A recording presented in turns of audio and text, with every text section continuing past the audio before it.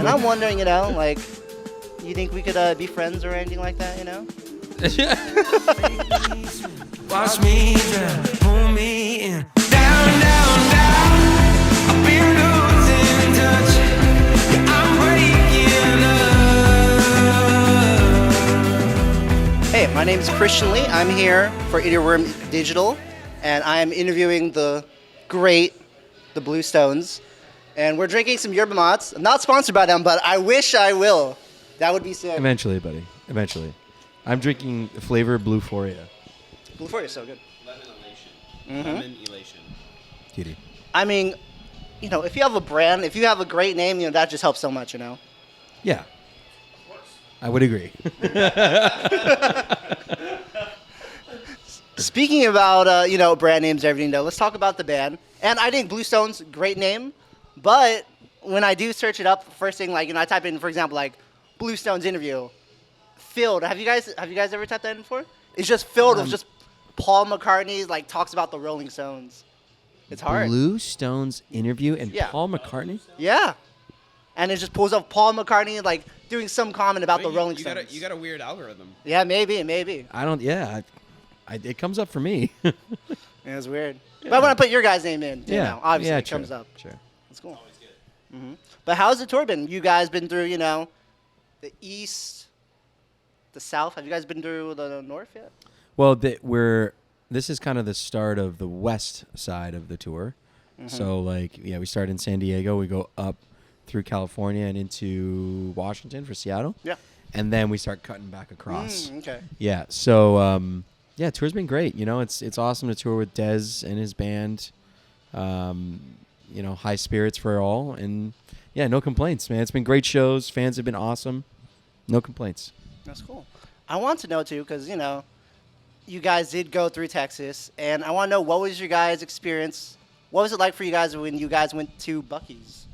I mean, Buc-ee's is an institution. I've been going to Buc-ee's since I was crazy. a young lad. Really? Oh, yeah. Yeah, I have family in Texas. Oh, okay. My uncle actually works for Buc-ee's. He works with the head office. Oh, wow. Doing something. Yeah. He opens new stores and stuff. Oh, okay.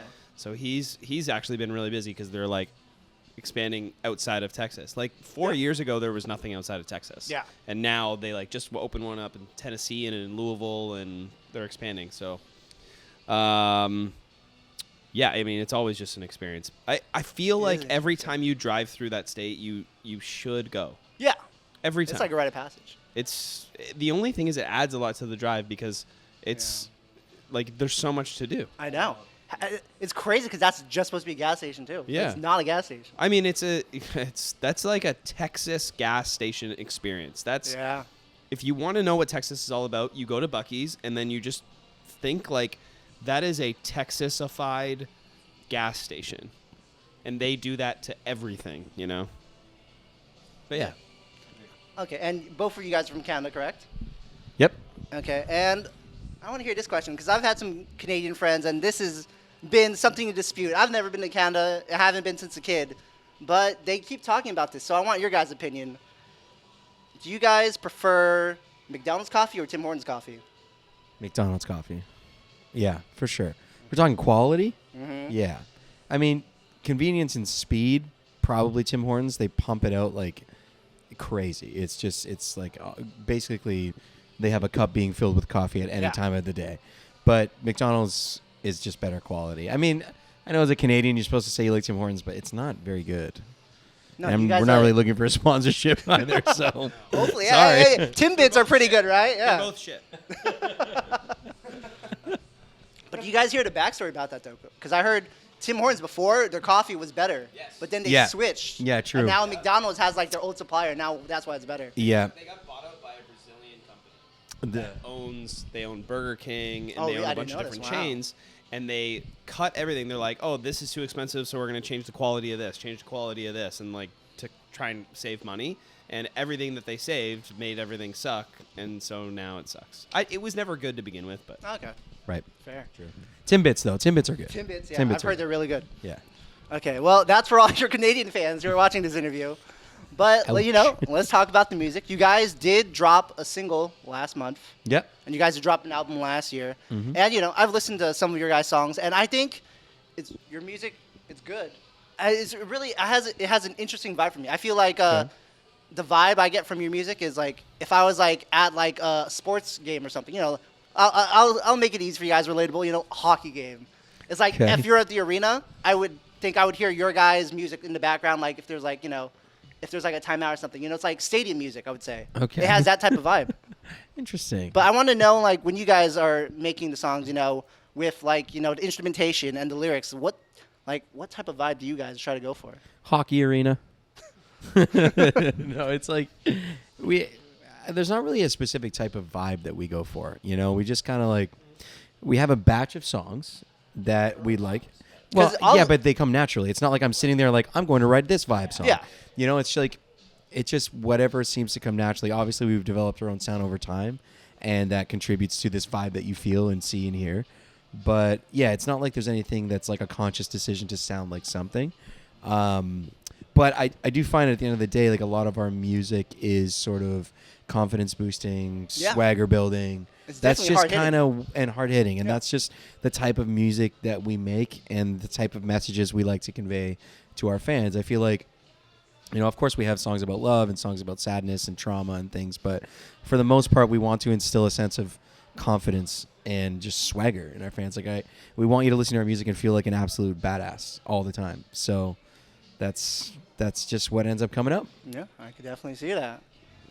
And I also want to know too, you know, we've talked a little bit. You know, I think we've had some good banter going on. I think you guys are cool. I like, you know, everyone that's walked in the room before the interview, all of them are like, oh, you're going to love the interview. You know, those two guys are great. And I definitely picked it up. Yeah, they're like, oh, yeah, they're great. You know, they're nice. Okay. And I'm wondering, you know, like, you think we could be friends or anything like that, you know?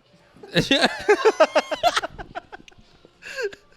Yeah, I do. I do. You know, yeah. You made me laugh. Yeah. That was great. Can we be friends? Yeah, no. I just got to shoot. That's something that you don't like. like. You don't really ask. Like, obviously, you know, you start to date somebody. You be like, you know, you make a formal request and you say something like, "I'd like to start dating," or "I'd like to be exclusive." But like, you never ask that about friends. No. Hey, like, you don't ever be like, "Can we be friends?" Yes, and then that's when it's made. It's just friends are just made. So I like that you asked. Well, man, when I moved, like, I moved from the city that we're from. I moved like 6 hours away, and I remember being like, okay, I moved there because my wife got a job, but I'm doing this, right? Like, I don't have somewhere that I can go to work and meet people. And I remember being like, how do I need to pick up guys at the bar, like, as my friends. And I was like, is it acceptable for me to just go up to a group of guys that I think look cool and just be like, hey, what are you into? And like, I need a friend. How do I meet friends? Yeah, I think it's like an unspoken thing, but it is harder to make friends as an adult, you know? Yeah, because like if someone came up to us and they're like, you know, hey man, I just moved here, and like I'm just like looking for people to do things with, I'd be like, you could try to do it with us. I don't know if we're gonna like you, but I'm willing to try. You know, it's just weird. It's weird. It is. But It is. anyway, that's all I had to say. Great. Great. Let's bring it back a little bit to the music. And so you guys been banned for over 10 years now, I would say, right? Yeah. Unofficially, yes. And I want to know, like, what type of music did you guys listen to growing up, or like, what do you think was formative for the sound of the band? A lot of different like a lot of classic rock at the time, especially from Justin's side of things. A lot of hip hop. Used to love Kanye West and Jay-Z and J. Cole.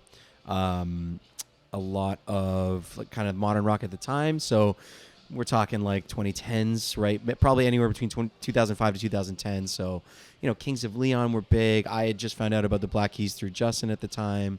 My Morning Jacket was big for Tess. And I loved a band called Mute Math at the time as well. Mute Math is a big influence on our You guys our actually life. worked with Well, yeah, we ended up working with Paul, which was kind of like a surreal moment for us. Yeah, because it's a band that we've idolized since like, you know, the mid 2000s, and here we are working with this guy. I remember the first time when we were like there to do like pre-production on our album Hidden Gems, who Paul produced. We went to his house to do all the writing, And I remember sitting down in his writing room, and I was like next to Tess like this, and he's sitting at his computer in front of us, and like he's listening to our demos and stuff, and we're like looking at each other like, oh my god, I can't believe he's doing this. And then he just like slides a keyboard out from underneath, like something that he played live in front of us so many times, but he's like sliding out to like start playing chords on, and I almost lost it, man. I was like, this is insane. Yeah. But yeah, a lot of different influences. We always say it's kind of, and I mean, this is no offense to you, but it's kind of a really tough question to ask because there's just so much, you know, and especially now you have all these artists that are so genre bending. Yeah. They're influenced by so many different types that it's a hard question to pinpoint. So I tossed you a few. Thank you. Yeah. Thank you for making it easy for me. And now that all three of us are friends, Yeah. I come bearing some gifts. First time in San Diego. First for the friendship, so I thought, I'd give you guys a little treat. Oh shit! I thought the Yerba Mate was the treat. Yeah. That's also part of it too. It's organic as well. All right, and I have some small gifts for you guys. And some what? Small gifts. Oh. And I think when you guys first started off, I think you guys dressed up like in suits, right? He's gonna do a Nardwuar. And you know what? Doing like a Nardwuar thing we are in the House of Blues, so I got you a Blues Brothers 45. That's sick. That is sick. Yeah. Oh, it's like a single? Yeah, it's a single. So cool. That's dope. Soul Man. Yeah. Excusez-moi, mon chéri. Wow, this is cool. Look at that. Tight. Bro, I'm going to have to get the thing that goes in the middle, but... What's that? Like the thing. Oh, yeah. And, you guys are a hard-hitting duo, so I thought I'd give you another band that's similar, and it's also... Oh, shit. Man. Look at this, dude. God, this That's so sick. Whoa, this is the Seven Nation Army single. Yeah. Nation Army and the Siamese good to me. Wow. That is fucking awesome, I want man. to show Joe. Yeah, for sure. I don't know that he did this record. Oh, he might not have. Yeah, you're right. No. He did Icky Thump. Yeah, that's right. What it was. Yeah. Cool. Wow. Wow, Very man. nice gifts. Killed it. Very nice gifts. You're welcome. Those are great. And you know what? I'm sorry, we are started out as friends, but I did lie. I do have more gifts for you guys. What? And this More one, small gifts? those were hand-selected by moi. Okay. But I have some gifts, and you guys get to choose. Okay. I have a few, and you guys get to choose one that you'd like. Oh, One gift no. of the few that you have. Do we Well, you guys each get one. Okay, all right. Yeah, I'm not gonna make you guys fight over it. Okay, fair. Okay. First one is J. Cole's 2014 Forest Hill Drive. Dude, I actually have that vinyl. Good, because there's more to come. How did you know the J. Cole connection? He just said it. We're friends. Come on. He did his research, man. You think for sure. Come on. We're friends. You think I wouldn't know what you guys like? Trying to be the next Nardwuar, aren't you? Oh, I see. Next one, Led Zeppelin. I mean, fuck, man. That's a great record. This one is my favorite album from them. It's My Morning Jacket.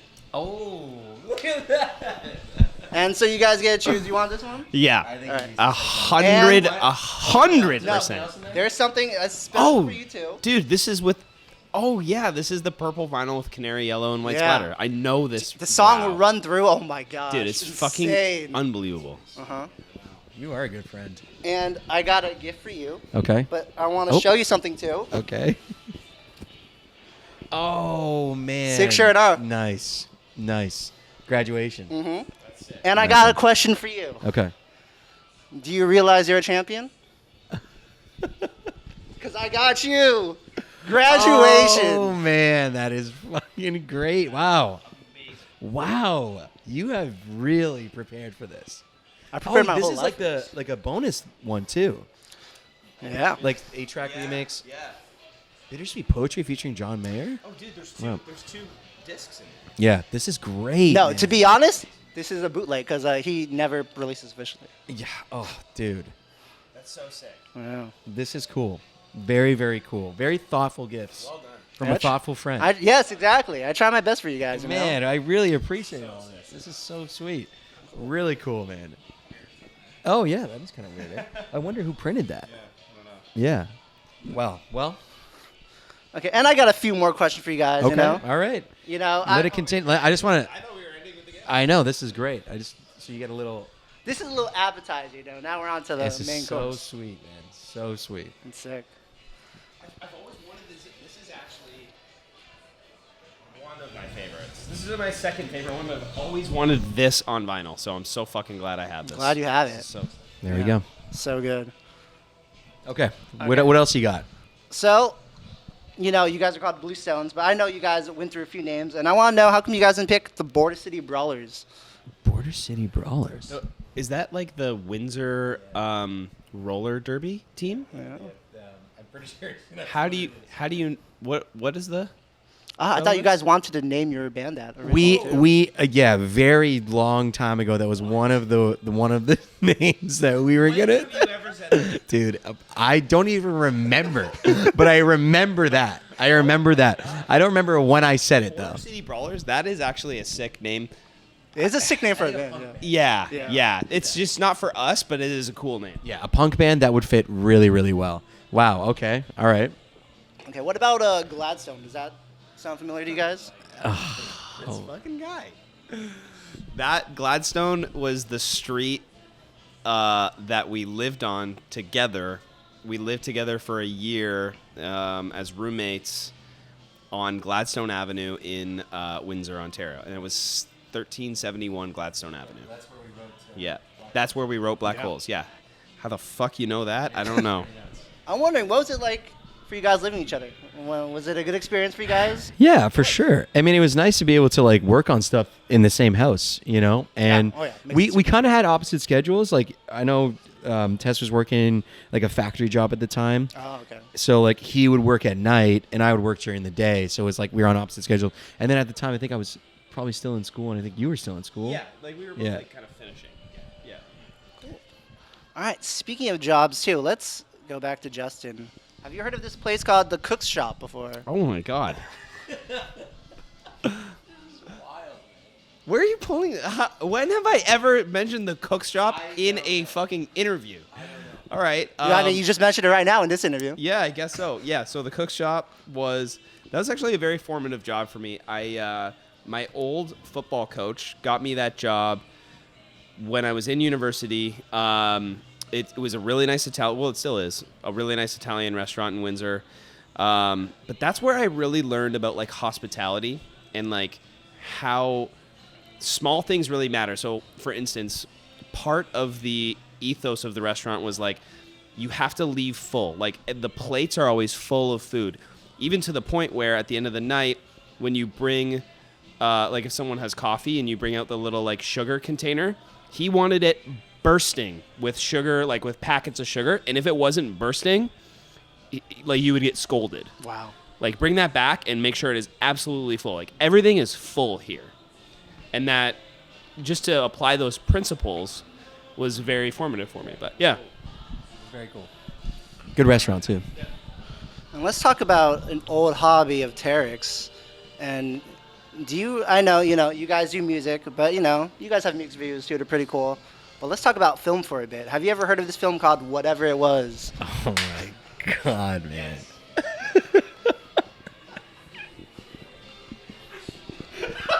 I'm walking. Hey, come on. Wow. I'm out of here. Is it in his IMDb credits? Oh, it's there, all right. It's there. Yeah, Whatever It Was. Yeah. That was my first like performance debut as a musician because I played one in the movie. Yeah. I know. Wow. Crazy that you know that. But yeah, Whatever It Was. Wow, that's long time ago. Whew.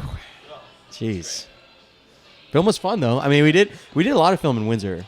Yeah. I know. Yeah, you were in a few too. Yeah, good community film scene there. A lot of great people that we met through that. That helped us along the way as well in music. I'm thinking of a different movie. No, Whatever It Was really good. Yeah. Whatever it was, Yeah. I'm thinking of something else. Whatever It Was actually really good. That was with who directed that? Dylan Pierce. That's right. That one was really good. One was really good. There Yeah. were a couple that weren't. Oh yeah. And I was thinking of another one. Oh We don't need to talk yes. What about the ones you were in? Do you think those were pretty good too, or? Yeah, man, for sure. There was a couple shorts that I were in that were really good. There's like a horror series that I was in, or it was like a horror, horror one-off that was really good. I think it's still on YouTube. There was like a comedy one that Tarek is in as well, where I was on like a really weird first date kind of thing, and Tarek ends up being there in the movie like halfway through. Yeah, so they're fun, man. The only thing, films take so long, and it's like, Yeah.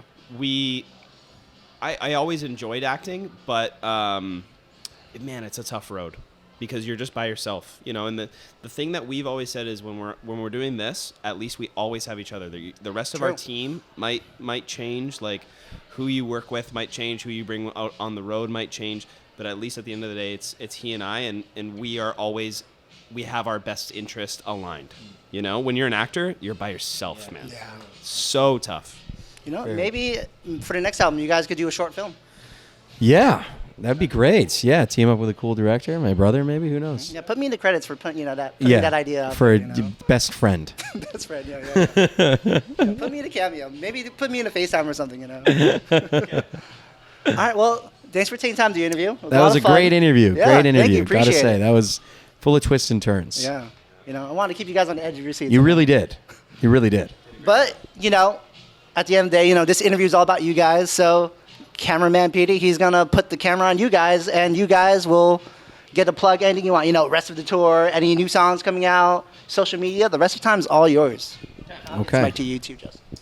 And if you have any tips on TikTok, just send them our way because Yeah. we're really trying to break into it. And any tips that you have, Like I never TikTok tips. I never know what to fucking do. I know. You know, I open that. Everyone's like, "You guys gotta get more on TikTok." I open the app and I'm like, "What the fuck do I do?" I know, like, with and then this? it's crazy because then you'll just like film a sushi bowl and it'll like have 100,000 views, and you're like, what? Yeah, and then it's like a performance of us, and it's Yeah, it's 2 like views. 2 views and somebody being like, you suck. So,